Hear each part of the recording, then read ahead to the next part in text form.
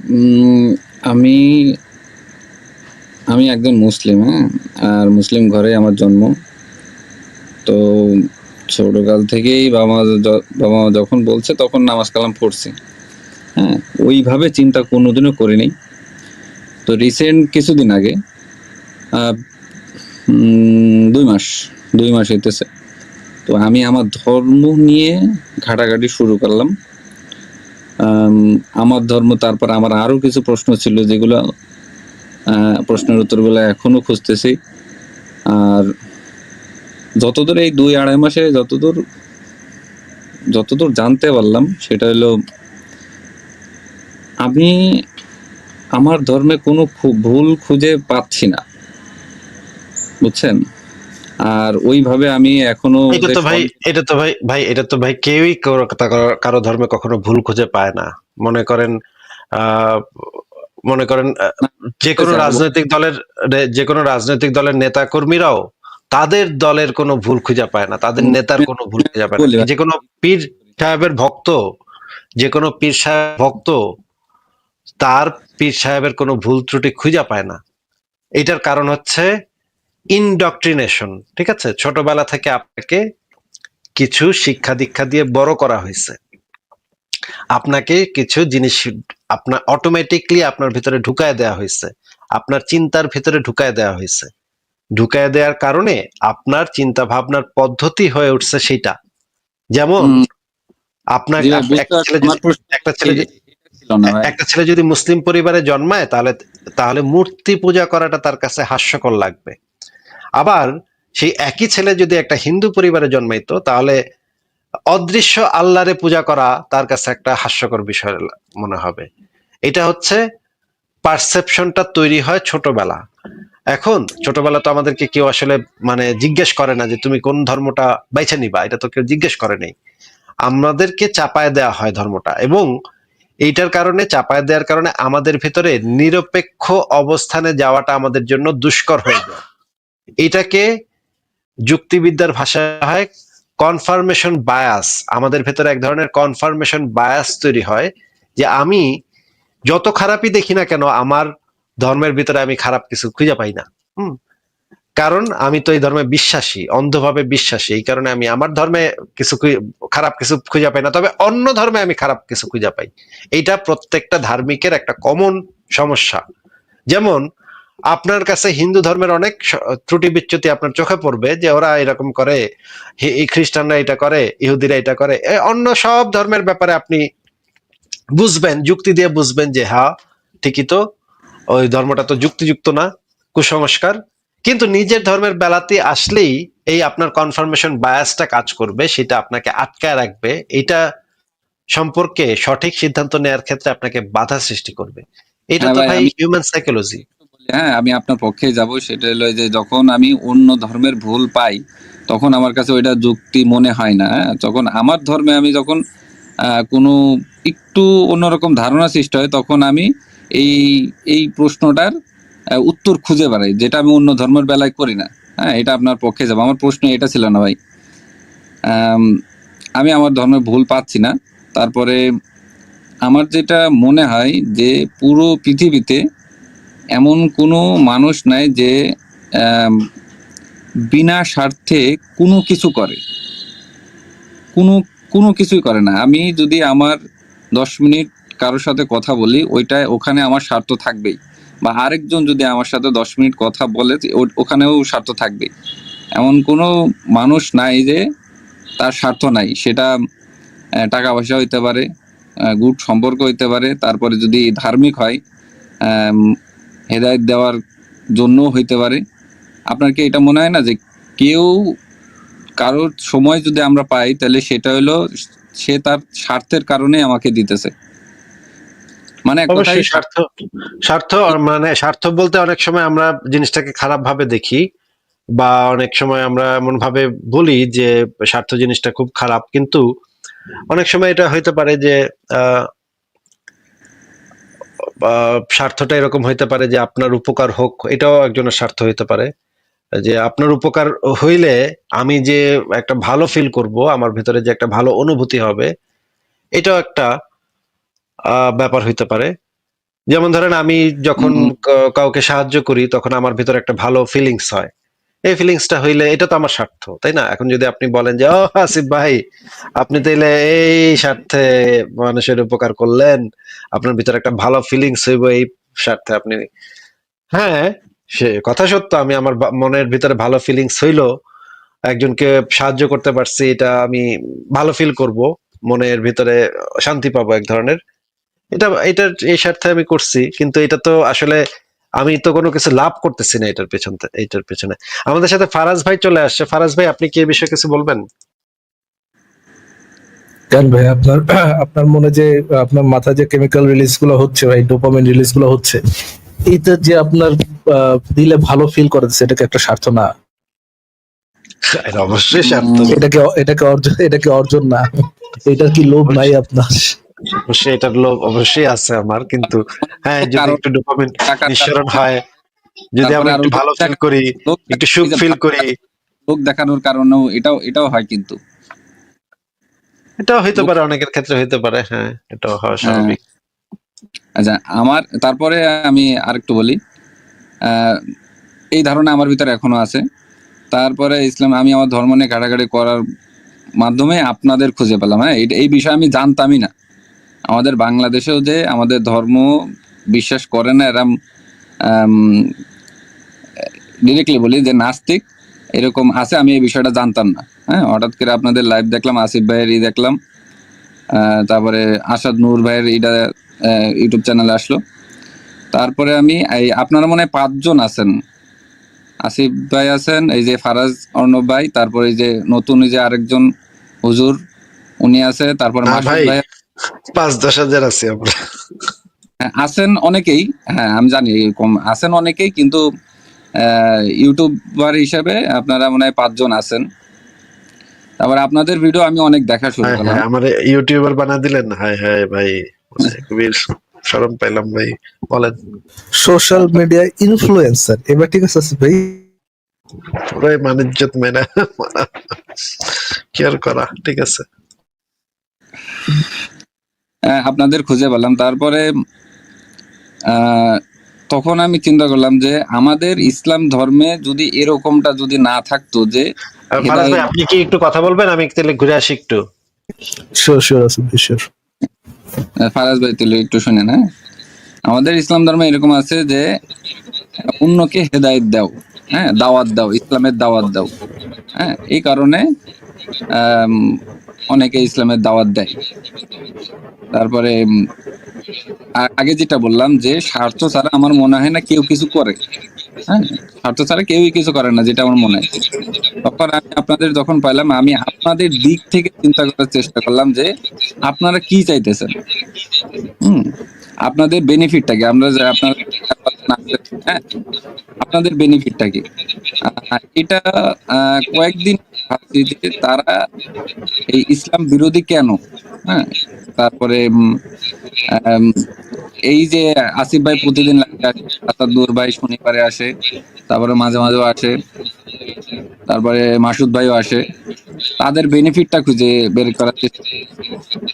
তো লাস্ট পর্যায়ে যেটা আমি যেটা বুঝতে পারছি, ভুল কিনা জানি না, আপনারাই ভালো জানেন, ভুল হলেও আমারে জানেন অর্ণব ভাই।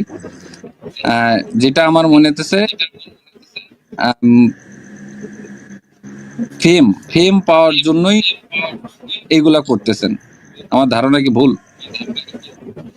যেমন এই না যে না, নতুন, 100% সঠিক। কারণ আমি একটা 100% সঠিক। এগুলো এগুলো তো ফেম পাওয়ার জন্য। ধরেন হ্যাঁ, এই ফেম যখন আপনি পাবেন, ধরেন আমার পাবলিকলি প্রচার হয়ে গেল যে ফারাজন নামে এরকম একটা লোক আছে অনলাইনে, দিলেন নবীকে শিশু সদাইনা বলে, শিশু দর্শক বলে। তো এইভাবে মানুষ যখন ফেমটা পাবে, মানুষ আমার সম্পর্কে জানবে, তারপর যখন রিভিল হবে যে ফারাজন নবের অ্যাকচুয়াল নাম কি, অ্যাকচুয়ালি কি, যখন এটা রিভিল হবে, তখন হুম, এই ফেমের মানে ইয়েটা কি হবে, এই ফেমের জন্য মানে নেক্সট স্টেপটা কি হবে? নেক্সট স্টেপটা হচ্ছে বাঙ্গুর যে দিনের পথের দায়ীরা আছে, তৌহিদি সমাজ যারা যারা আছে, ফকির ক্লাস লোকজন যারা যারা আছে, তারা এসে আমাকে হান্ড ডাউন করবে, আমার পরিবারকে হান্ড ডাউন করবে, আমাকে কমাবে, আমার পরিবারকে সমাজ থেকে বিচ্যুত করবে।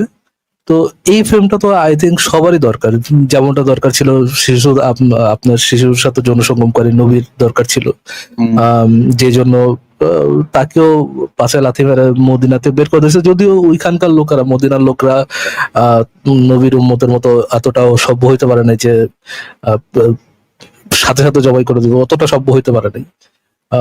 একটু অসভ্য ছিল, এই জন্য নবীরকে একটু চাপ টাপ দিয়া বাইরে যেতে বাধ্য করছে আর কি। তো হ্যাঁ, এই ফ্রেমের জন্যই করতেছি। ট্রু, এটা এটা ঠিক বলছো। এটা ট্রু। হ্যাঁ, এটা এটা আরো ট্রু। আমার মনে হয়েছে যে এই যে মাসুদ ভাই কিন্তু আমাদের ধর্ম ত্যাগ করছে অনেক দিন, আজকে না, অনেক দিন হয়ে গেছে। সে এখন পর্যন্ত তার হলো এই যে দাড়িওয়ালা ছবি, তারপরে পাগড়ি পরা ছবি, এই ছবিটা আজ পর্যন্ত চেঞ্জ করে নাই। সে এখনো মানুষের কাছে উপস্থাপন করে, আমি হুজুর ছিলাম, আমি হুজুর ছিলাম, আমি এখন নাস্তিক হয়ে গেছি।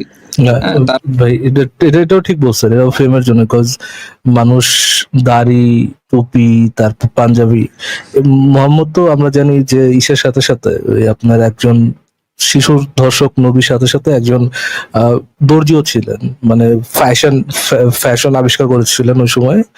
ওই সময় তো কেউ আর মানে পাঞ্জাবি টাঞ্জাবি পড়তো না বা ইয়ে পড়তো না আর কি। তো উনি তো এগুলো আবিষ্কার করে গেছেন। এবং দাড়ি যে রাখা যায়, হ্যাঁ, এটা কেটে না ফেলে ওটাকে যে গ্রো করতে দেওয়া যায়, এই যে মহান বুদ্ধিটা, এটা তো শিশুর সাথে যৌন সঙ্গম করে নবী যদি না আসতেন তাহলে তো এই মানব সমাজ তো এটা বুঝতেই পারতো না। কোন উপায় ছিল এটা বুঝার? আপনি বলেন, কোন উপায় ছিল মেহেদী ভাই? হয়তো বা আমি আমি আমি প্রথমে বলছি, হ্যাঁ, আমি আমার ধর্ম নিয়েও আমি এতটা জানি না। আমি রিসেন্ট জানা শুরু করছি, মাত্র 2.5 মাস হইতেছে। হাদিস হাদিস এখনো ওইভাবে পড়া শুরু করি নাই। আমার সবকিছু জানার ইচ্ছা আছে, আমার প্রতিটা ধর্মই জানার ইচ্ছা আছে। আর নাস্তিকরা কি চিন্তা করে ওইটাও জানার ইচ্ছা আছে, আমি রিসার্চ করতেছি। তারপর পড়াশোনা আরেকটা বলি, করছেন কোন পর্যন্ত জানি ভাইয়া, মেহেদী ভাইয়া? আমি ডিপ্লোমা শেষ করছি। 21 সাল থেকে, তারপর ডিপ্লোমা থেকে ফ্রিল্যান্সিং ডিপ্লোমা শেষ করতেছি। ডিপ্লোমা শেষ করছেন, হুম। আচ্ছা। আপনার ধর্ম সম্পর্কে তো আপনি মনে হয় না কোনো আব্দুল্লাহ জানেন। ইমানের যে 6টা স্তর আছে, এটা তো জানেন নাকি মেহেদী ভাইয়া? হুম হুম কি কি একটু বলেন তো। নামাজ, রোজা, হজ, যাকাত, এগুলোর কথা বলতেছেন না? আমার আব্দুল্লাহ, ইমানের স্তর এটা নাকি এটা ইসলামের স্তম্ভের কথা বলতেছেন? ইমানের স্তর যেগুলোতে আপনার বিশ্বাস করতে হবে, ইমানের স্তর কি কি? আল্লাহকে বিশ্বাস করা, আমাদের নবীকে বিশ্বাস করা, এগুলা জি, ওইভাবে আল্লাহকে বিশ্বাস, নবীকে বিশ্বাস, আমি আমি আল্লাহকে আপনাকে বিশ্বাস, নবীকে বিশ্বাস, পরকালে বিশ্বাস, তারপর হচ্ছে আপনার আল্লাহর কিতাবের উপর বিশ্বাস, তাকদীরের উপর বিশ্বাস, এগুলো তো হচ্ছে ইমানের স্তর। তো এগুলোতে কি ভাই আপনার প্রমাণ পেয়ে বিশ্বাস করতে হয় নাকি প্রমাণ ছাড়াই অন্ধভাবে মেনে নিতে হয়, জাস্ট বিকজ নবী বলছে সেই জন্য? না না, আমি কোনো কিছুতে অন্ধভাবে বিশ্বাস করি না। আমি বিশেষ করে লজিক আপনি কোন ভাইয়া, মেহেদী ভাইয়া, আপনি কোন আব্দুল্লাহ করেন, কোন আব্দুল্লাহ করেন না, সেটা তো আমি জিজ্ঞেস করি নাই। আমি বলেছি ইমানের সংজ্ঞা অনুযায়ী এই জিনিসগুলোকে কি কোনো প্রমাণ পেয়ে বিশ্বাস করতে হয় নাকি জাস্ট নবী মোহাম্মদ যিনি শিশুর সাথে যৌন সঙ্গম করেছেন তিনি দাবি করেছেন এই জন্য আপনাকে বিশ্বাস করতে হবে, কোনটা করতে হবে? আমি যেটা চেষ্টা করতেছি, আমি লাইন বাই লাইন বোঝার চেষ্টা করতেছি। হ্যাঁ, ভাই আমি আপনাকে প্রশ্ন কি করি আর আপনি সারিন্দা বাজানটা আমি কি? সর্বপ্রথম আমি যেটা আপনাকে কি যে আমি একটু আপনাকে কি প্রশ্ন করেছি মেহেদী ভাই? ওইভাবে যদি প্রশ্ন করেন ভাই, আমি আমার ধর্ম নিয়ে আমি ওইভাবে, আমি সত্যি কথা বলতে আমি মনে হয় 2% যদি জানি। না জানেন তাহলে, যদি না জানেন তাহলে বলবেন ভাই আমি জানি না, আপনি জানি না। আপনি কি আব্দুল্লাহ করেন, কোন আব্দুল্লাহ করেন না, সেটা তো আমি জিজ্ঞেস করি নাই। আমি আপনাকে জিজ্ঞেস করেছি ইমানের যে 6টা স্তর আছে ওইটাতে বিশ্বাস করতে হয় কি জন্য, ওটা মেনে নিতে হয় কি জন্য? ওটাকে মেনে নিতে হয় এই জন্য যে এটার পিছনে যুক্তি তথ্য প্রমাণ আছে এটার জন্য, নাকি এটাতে বিশ্বাস করতে হয় এই জন্য ইসলাম অনুযায়ী যে নবী মোহাম্মদ এটাকে দাবি করেছে এই জন্য আপনাকে বিশ্বাস করতে হবে? নবী মোহাম্মদ বলে গেছে যে এটা আল্লাহর ওহির জ্ঞান এবং এই জন্য আপনাকে এটা বিশ্বাস করে নিতে হবে, কোনটা করতে হবে? ওইভাবে আমি জানি না। আমার তো মনে হয় যে সব যুক্তি সহকারেই জানা বা বোঝা উচিত। জি ভাইয়া, আপনার আম, আপনার বয়স তো নিশ্চয় 30 আপ, রাইট? আমার 26, বেশি না। 26, আচ্ছা ঠিক আছে 26। আপনার জীবনে যে 26টা বছর কাটাইলেন, এই 26টা বছরের মধ্যে যতবারই পরকালের কথা শুনেছেন, আল্লাহর কথা শুনছেন, মোহাম্মদের কথা শুনছেন, সবগুলো বাদ দিলাম, পরকালের যে অস্তিত্ব আছে এটা তো আপনি বলতেছেন যে যুক্তিগত প্রমাণের উপর বেস করে আপনাকে বিশ্বাস করতে হবে। এইটা পরকাল আছে, এটা সপক্ষে কয়টা যুক্তি জীবনে শুনেছেন? যুক্তি একটা আছে আমার কাছে। জি বলেন দেখি কোন যুক্তিটা শুনেছেন, একটা যুক্তি তো দেন দেখি। একটা যুক্তি আছে অর্ণব ভাইয়া, এই আমাদের দুনিয়াতেই ভালো কাজ আছে, খারাপ কাজও আছে, এটা তো মানেন? আপনার যুক্তিটা দেন ভাইয়া, আপনার যুক্তিটা দেন। যে যদি এই আমাদের দুনিয়ায় ভালো কাজও যদি থাকে, মনে করেন আমি একজনকে ধরে মারলাম, ওইটা কিন্তু খারাপ কাজ। আর খারাপ কাজের জন্য মনে করেন আমি একজন মানুষকে মেরে ফেলছি, মেরে ফেলা একটা খারাপ কাজ। আর এই খারাপ কাজের জন্য যদি বাংলাদেশে থাকি, আমাকে অবশ্যই শাস্তি দেওয়া হবে, আর এই শাস্তি দেওয়াটা যৌক্তিক। অর্ণব ভাইয়া, তারপর শাস্তি দেওয়াটা কি এরকম যে কেউ খারাপ কাজ করলে সে অটোমেটিক শাস্তি পাওয়া যাবেই, নাকি নাও পাইতে পারে ভাই? না, আমি প্রশ্ন করছি, যদি আমি একজন মানুষকে মেরে ফেলি, হ্যাঁ একজন মানুষকে মেরে ফেলি, এটা একটা খারাপ আমাদের কাজ। একটু কথাটা ভালো করে শুনে তারপর উত্তর দেন। আমি বলেছি যে শাস্তি কি সে অটোমেটিক পাওয়া যাবেই, এটা কি আমরা কনফার্ম নাকি? এই জিনিসটা নির্ভর করে বিভিন্ন বাস্তব জগতের বিভিন্ন কিছুর উপরে নির্ভর করে। সে শাস্তি পাইতেও পারে, নাও পাইতে পারে। এরকমও তো ঘটতে পারে যে সে শাস্তি পাইলো না। এখন না, আমি পরকালের হিসাব করতেছি না, আমি এই দুনিয়ার। আমরা পরকালের কথা তো আমি বলি নাই, দুনিয়ার কথাই আমি বলছি। এমনও হইতে পারে যে একজন মানুষ একটা অপরাধ করলো কিন্তু কোনো শাস্তি তার দেয়া গেল না, শাস্তি দেওয়ার আগে সে মরে গেল। এখন এটা তো আমাদের একটা উইশ হইতে পারে, আমাদের একটা ইচ্ছা হইতে পারে যে আহারে বেটা তো শাস্তি না পায় মরে গেল, বা আহারে বেটার শাস্তি দেওয়া গেলে ভালো হইতো, বা একটা লোক খুব ভালো কাজ করছে, ভালো কাজ করতে গিয়ে মরে গেল, আমরা মনে মনে আফসোস করলাম, আহারে বেটা কত ভালো লোক ছিল, তো মরে গেল, কিছুই এটা একটু থ্যাঙ্কসও দিতে পারলাম না, কত ভালো কাজ করছিল বেটা, মরে গেল বেটা। হ্যাঁ, একজনের বাঁচাইতে গিয়া সে নিজে ঝাঁপ দিল, ঝাঁপ দিয়ে মরে গেল বেটা, আহারে একটু একটু চা খাওয়ামু বেটারে, তাও করতে পারলাম না। আমার মা বাপে মারা গেছে বা মায় মারা গেছে, আহারে শেষ বয়সে তার একটু আমি ইয়া করতে পারলাম না। হ্যাঁ, এটা আমাদের একটা উইশ হইতে পারে, আমাদের একটা ইচ্ছা হইতে পারে, কিন্তু এই ইচ্ছাটা তো কোনো কিছুর সপক্ষে প্রমাণ হইতে পারে না, তাই না? আমি আমি আমরা মনে হয় একটু লাইন চুত হয়ে গেছে, আমি আবার প্রথম থেকে শুরু করি। হ্যাঁ, আমার কথাটা কি আপনি বুঝতে পারছেন যে আমাদের মনের কোনো খায়েশ, আমাদের মনের কোনো ইচ্ছা, এইটা এইটা প্রুফ করে না যে ওই জিনিসটা হইব বা ওই জিনিসটা আছে। ওই জিনিসটার অস্তিত্ব থাকতেই হবে, ওই জিনিসটার সপক্ষে কোনো যুক্তি তো এটা হইতে পারে না, তাই না? যুক্তি দিতেছি ভাই, আমি সিরিয়ালে আছি ভাই আপনাকে যেটা বলতেছি আমি সেটা তো আগে কনফার্ম করেন, তারপরে আপনি যুক্তি দিয়েন। আবার আপনাকে যেটা জিজ্ঞেস করতেছে সেটুকু আগে কনফার্ম করেন। আমি মনে হয় বুঝি নাই, আপনি যেটা আমার কাছে আচ্ছা, মনে করেন করোনা ভাইরাস আমার এক আত্মীয়রে, আমার খুব ঘনিষ্ঠ এক আত্মীয়রে মেরে ফেলছে, করোনা ভাইরাসের কারণে মারা গেছে। আমার মনে চাইতেছে যে করোনা ভাইরাসের সামনে পাইলে বাইন্দা, হালার পুতের বাইন্দা ঝুলাইয়া পিড়াইয়া ওরে কেনে যে কি করতাম, রে কি যে করতাম। কিন্তু ভাই দুঃখের বিষয় হলো করোনা ভাইরাসরে আমি মারতে পারতেছি না, কিছুই করতে পারতেছি না। ওইটা আমাদের হাতের ভিতরে নাই, আমার হাতের ভিতরে নাই। এইটার মানে তো এইটার সপক্ষে তো এটা যুক্তি হইতে পারে না যে পরকালে করোনা ভাইরাসে একটা কুলকা নামক একটা দেবতা আমার সামনে আনবো, তারপর আমার ভাই আসিফ তোর না করোনা ভাইরাসের উপরে না খুব রাগ ছিল রে, পিঠা এখন একে বাইন্দা আনছি পিঠা, এবার আমি তখন একটা হাতুড়ি দিয়া এটার বাইরে এটা আমি ভেঙ্গা ভেঙ্গা ফেলাবো। এটা তো এইটার সপক্ষে কোনো প্রমাণ হইতে পারে না যে এরকম আসলে ঘটবে, তাই না? যুক্তিও হইতে পারে না, তাই না? আমি আমি আমি আমার দিক থেকে যুক্তিটা দিতে চাই, যদি আপনার না দিক থেকে যুক্তিটা দিয়েন, আপনার দিক থেকে যুক্তিটা দিয়েন। আগে আমি যেটা বলছি সেটা একটু কনফার্ম করেন যে এটা তো যুক্তি হইতে পারে না, তাই না?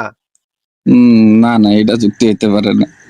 আমার মনের কোনো খায়েশ, আমার মনে করেন ইলন মাস্কের পোলা হিসেবে যদি আমি জন্মাইতাম তাহলে না ভাই আমি অনেক সুন্দর সুন্দর গাড়ি কিছু পেতাম। ওনার ব্রেন হচ্ছে গিয়ে মানে 100টা, বুঝছেন, ওনার হয়তোবা আপনার এক কথা 14 বার রিপিট করলে হয়তো বা 15 বারে 14 বারে বুঝতে পারে নাও পারে। বাট আমি এখানে একটা জিনিস বলে দিই, কেউ হ্যাঁ, যদি আমার এরকম ভাই একটু যুক্তি বুঝতে ব্যবহার করতে আসে, চুপ থাকেন একটু, চুপ থাকেন। তো কেউ যদি এরকম যুক্তি দিতে আসে, তাহলে একটা জিনিস খেয়াল করেন, এখানে একটা প্রবলেম আছে। যুক্তিটা উনি যেটা সাজানোর চেষ্টা করতেছেন সেটা হচ্ছে, যদি আহ কোনো মানুষ অন্য কোনো মানুষের অধিকার হরণ করে বা কোনো একটা ক্ষতি করে, তাহলে সেই মানুষকে পানিশমেন্ট দেওয়াটা কি যৌক্তিক কিনা। এখন আম, আপনার মাথায় আসতে পারে হ্যাঁ ওই মানুষকে শাস্তি দেওয়াটা যৌক্তিক। তাহলে নিশ্চয়ই যদি এটা যৌক্তিক হয়, একটা মানুষ যদি অপরাধ করে তাকে শাস্তি দেওয়াটা যদি যৌক্তিক হয়, তাহলে পরকালেও আপনি মরার পরেও যদি এমনটা থাকে যে আপনি এমন কোন অপরাধ করছেন যেটা শাস্তি এখন আপনি পান নাই, সেই শাস্তির সাজাটা সেই শাস্তির সাজাগুলো পাওয়া যৌক্তিক হবে। এরকম একটা আপনার যুক্তির নামে এমন একটা বুলশিট কথা যে কেউ বলতে পারে না। এখানে সমস্যাটা হচ্ছে হুম। যৌক্তিক আর উচিত জিনিসটাকে মিলাই ফেলানো। যে একজন মানুষ যদি ধরেন আসিফ ভাই আমার কোনো একটা ক্ষতি করলো, আসিফ ভাইয়ের কি শাস্তি পাওয়া উচিত? হ্যাঁ, সবাই বলবে শাস্তি পাওয়া উচিত। বাট এটা যৌক্তিক কিনা? বা এটা যৌক্তিক না। মোর অ্যাপ্রোপ্রিয়েট কথা হচ্ছে তার তার আমার যদি ইয়ে করে, আমার যদি আসিফ ভাই কোনো একটা ক্ষতি করে, তাহলে আসিফ ভাইয়েরও এটার জন্য শাস্তি পাওয়াটা উচিত। যৌক্তিক না, এটা হচ্ছে উচিত। যদি তার মানে এই যে হ্যাঁ আসিফ ভাই যদি এমন কোনো ক্ষতি করে যেটার শাস্তি আমার কোনো ক্ষতি করে যেটা শাস্তি আসিফ ভাই পাইলো না, মরার পরেও কি তার এটা করা তার কি এটা করা উচিত? যদি কোনো উপায় থাকে তাকে কি শাস্তি দেওয়া উচিত? হ্যাঁ, ওই সেন্স আপনি বলতে পারেন উচিত। বাট এটাকে আপনি বলতে পারবেন না এটা কি, এটা যৌক্তিক। এটা যুক্তির খাতারে আসবে না, যুক্তির খাতার মধ্যে আসবে না, যেহেতু যে এই জিনিসটা প্রথমত যৌক্তিকই না, এই জিনিসটা হচ্ছে উচিতের খাতারে। এটা কোনো যুক্তির খাতারে বা যুক্তির বা পর্যায়ের মধ্যে এই জিনিসটা পড়বেই না। যে যেহেতু আসিফ ভাই আমার ক্ষতি করছে, এই জন্য আসিফ ভাইয়ের শাস্তি পাওয়াটা যৌক্তিক না। এটা যৌক্তিক না, এটা উচিত। বুঝা যাচ্ছে আসিফ ভাই? আমি মনে হয় একটু কমপ্লেক্স করে এবং বললাম, এই মানে এবং এই উচিত উচিত হওয়ার বিষয়টা, এটা আমাদের একটা হিউম্যান, মানে মানুষের তৈরি একটা আহ, আহ, মানুষের তৈরি বিষয়। এটা কোনো উপর থেকে আসা কোনো বিষয় না। আমরা আমাদের সমাজের ভিতরে যে মানে জিনিসগুলো আপনি বলতেছেন ইউনিভার্সাল কোনো ফ্যাক্ট না যে এটা হবেই, হ্যাঁ, এই জিনিসটা এটা হবে, তো এটা হবে। বলতেছেন হ্যাঁ, যে যেটা এটা যেমন কোনো ফ্যাক্ট না যে জিনিসটা হয়। যে ফর এক্সাম্পল আমাদের ঈশার যদি দিকে আমরা তাকাই, আমরা যদি আমার নেচার দিকে তাকাই, আমরা দেখি যে এক একটা প্রাণী আরেকটা প্রাণীকে মানে বিভিন্নভাবে টর্চার করে মারে, এবং এইভাবেই তাদেরকে সার্ভাইভ করতে হয়। ফর এক্সাম্পল আপনি বিভিন্ন ধরনের ইয়ের কথা দেখবেন, বিভিন্ন ধরনের আপনার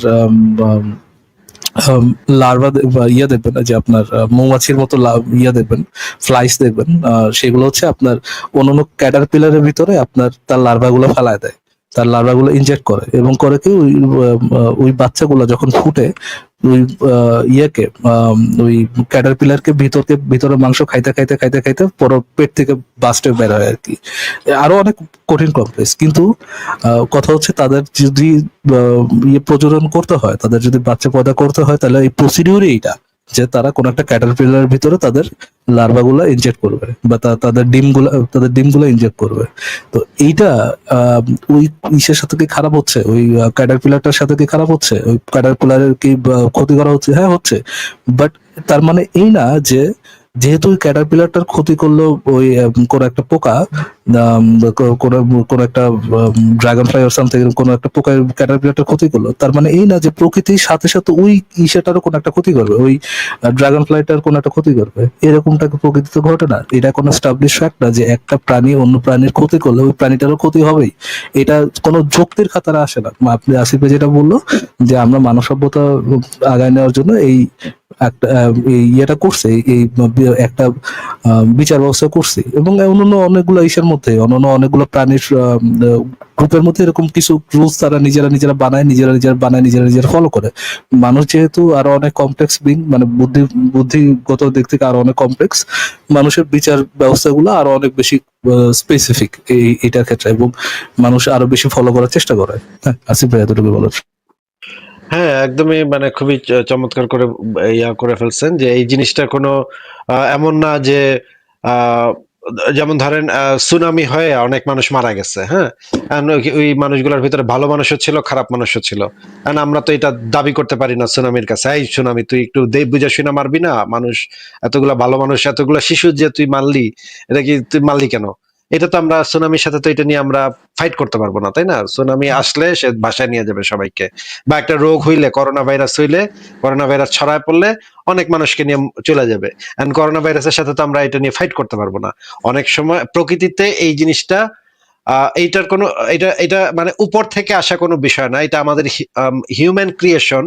আমরা আমাদের সোসাইটি তৈরি করার জন্য, আমাদের সমাজ তৈরি করার জন্য এই বিধিবিধানগুলো তৈরি করছি, এবং এই বিধিবিধানগুলো আমরা ধীরে ধীরে আপডেট করি যেন আমরা সবাইকে বিচারের আওতায় নিয়ে আসতে পারি।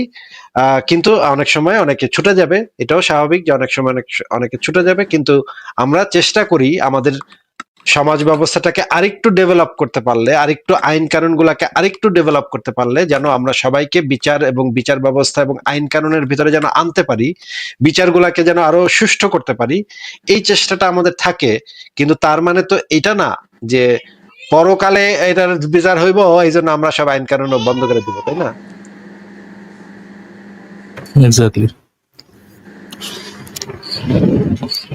এবং তার কথাগুলোর 1% কথাও বুঝছে কিনা মেহেদী ভাই, সেটা নিয়ে আমার ব্যাপক সন্দেহ আছে। আগে একটু বলেন তো কি বুঝলেন কথা দিয়ে? না না, আসিফ ভাইয়ের কথাগুলো আমি বুঝছি। কি বুঝছেন আর একটু বলেন। আপনি যেটা বলছেন আমি ওইটাই বলতে গেছিলাম, আপনি যেটা ব্যাখ্যা করলেন না ভাই, ওইটাই আমি ভাই বলতে আমরা তো গেছিলাম ভাই যে আমরা তো ভাই আমরা 10 উচিত 12 বছর আপনি ধরে যেটা তো, বললেন ওটা মানে ভাই উচিত ভাই রে মেহেদী ভাই, কি 10-12 বছর বলাটা। ধরে তো, মেহেদী ভাই 10-12 বছর ধরে তো আমরা মুমিনদের সাথে কথা বলি। হ্যাঁ, আপনি প্রথম ব্যক্তি না যে এইটা যখন শুরু করছেন শব্দ, তখনই আমরা বুঝছি যে আপনি কোন দিকে যাচ্ছেন। এটা তো আপনি মানে প্রথম ব্যক্তিত্ব এখানে না। আমাদের কমেডি যে আপনাদের রিয়ালিটি, এটা তো ভাই আমি বহুত আগে থেকে বলি। কিন্তু নতুন জিনিসটা যেটা ডিসকভার করলাম, আসিফ ভাই, এটা কি কোনো নতুন জিনিস যেটা আমরা ডিসকভার করছি? নতুন ডিসকভার করছি এরকম কোনো জিনিস নাকি? সেটাই মানে মানে আপনারা মনে করেন হয়তো যে আমরা হপায় পৃথিবীতে জন্মাইছি, আপনি এমন একটা কথা কইবেন যেটা আমরা আগে শুনি নেবে। এই প্রশ্ন, এই ধরনের কথা আমরা না, আগে আমি অন্য 3000 ভাইকে মানুষের মুখে বলছি, শুনছি। আমি নিজেই নতুন। হ্যাঁ, আমি যে অনেকদিন ধরে এই বিষয়গুলো নিয়ে রিসার্চ করতেছি এরকম না, মাত্র 2 মাস হয়েছে আমি পুরা বিষয়টা নিয়ে রিসার্চ করতেছি। আমি মুসলিম ঘরেই জন্ম, কিন্তু আমি এই বিষয়গুলো নিয়ে জানার চেষ্টা কোনোদিনও করি নাই। আমি রিসেন্ট জানার চেষ্টা করতেছি আমার ধর্ম কতটুকু সঠিক, বা অন্য ধর্ম যারা পালন করতেছে তাদের ধর্ম কতগুলো সঠিক, বা আসলেই যে আল্লাহ আছে আমাদের ইসলাম কি আপনাকে সেই সুযোগ দেয় যে আপনার ধর্ম কতটুকু সঠিক এটা যাচাই করে দেখবেন? জানি না, আমি সত্যি কথা বলতে। আচ্ছা, আমরা কি একটা ভিডিও ছাড়বো ফারাজ ভাই? শিওর আসিফ ভাই।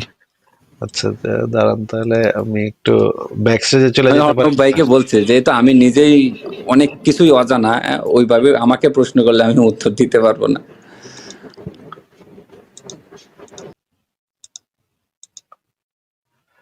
ফারাজ ভাই ব্যাকস্টেজে চলে গেছেন, আমি আবার নিয়ে আসতেছি আপনাদেরকে। আমি একটা ভিডিও ছাড়ি, দেখেন, আপনারা ভিডিওটা একটু দেখেন। আপনার যুক্তিকে ইসলাম এক কানা করিয়ে মূল্য দেয় না। আপনার যুক্তি রাখেন, দলিল দিয়ে ইসলাম চলে, যুক্তি দিয়ে ইসলাম চলে না। ইসলাম মাথা নত করে দলিলের কাছে, যুক্তির কাছে নয়। আলী রাদিয়াল্লাহু আনহু বলছেন, লাউ কানা দ্বীনু রায়, রায় বলে না, কি রায় হলো বলে না, বিচারের রায় কি বলে নাকি? এই রায় শব্দটা কিন্তু আরবি, রায় মানে ফাইসালা, সিদ্ধান্ত।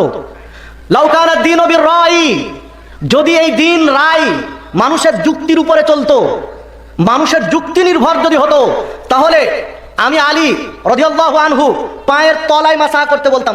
পায়ের কোন দিকে মাসা হয়? উপরে, উপরে না, পায়ের উপরে মাসা হয়, সেটা জানি তো।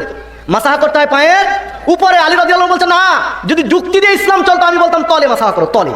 কারণ অজু করে হাঁটা চলা ফিরার পথ করার সময় ময়লা মাটি ধুলো বালি উপরে লাগে পায়ের না নিচে লাগে? তাহলে যুক্তি বলে কি নিচে মাসাহা করো, যেহেতু ময়লা মাটি নিচে লেগেছে। কিন্তু আমি মুহাম্মদ সাল্লাল্লাহু আলাইহি ওয়াসাল্লামকে দেখেছি এমসাহু আলা জাহিরি খুফাইহি, তিনি পায়ের পাতায় নয়, পায়ের পিঠে মাসা করেছেন, তলে নয়। তো যেহেতু উপরে মাসা করেছেন, বিধায় আমি আলীর যুক্তির কোনো মূল্য ইসলামে নেই।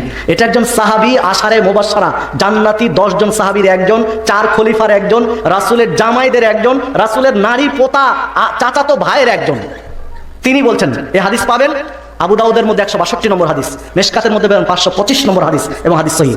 তাহলে যুক্তি দিয়ে নয় ইসলাম চলবে, দলিল। হাদিস স্পষ্ট বলছে তিনি সালাত করেছেন বুকে হাত বেঁধে, আল্লাহ সাদর শব্দটা এসেছে সহিহ হাদিসে। আপনি এটা মানলেন না, আপনি যুক্তি দিলেন যে উনি বুড়ো বয়সে হাত নিচে নামে পড়েছেন। হাদিসে স্পষ্ট রয়েছে রফল ইয়াদাইন করা, অসংখ্য প্রায় 450 হাদিস। আপনি বললেন প্রথম দিকে মুসলমানদের আকীদা মজবুত ছিল, পরে দুর্বল হয়ে যায়। আসলে বগলে পুতুল আছে কিনা যাচাই বাছাই করার জন্য একবারে দেওয়া হতো না, 4 বার ঝাড়া দেওয়া হতো, এই জন্য রমজান 4 বার করতে হয়। আপনার যুক্তি আপনার কাছে থাক, আমরা সহিহ হাদিস পেয়েছি, আমরা সেটি মেনে চলি, বাস। আমাদের এরপর কোনো যুক্তিপতি চলবে না। প্রতিটি ব্যাপারে আপনি খেয়াল করে দেখবেন সহিহ হাদিসে স্পষ্ট যা রয়েছে।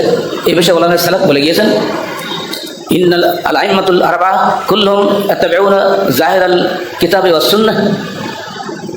চার ইমামের প্রত্যেকেই জাহিরুল কিতাব ওয়াস সুন্নাহ, প্রকাশ কোরআন ও হাদিসের প্রকাশ্য অর্থের প্রতি আমল করার জন্য ইয়াহুসুনা আসহাবাহুম, তারা উৎসাহিত করে গিয়েছেন তাদের শিষ্যদেরকে যে তোমরা কোরআন হাদিসের প্রকাশ্য অর্থের উপরে আমল করো। আমাদের জবাব একটাই, যে আমরা যুক্তির উপর আমাদের ধর্ম চলে না, বরং যুক্তিকে আমরা আমাদের ধর্মের উপরে চালাই।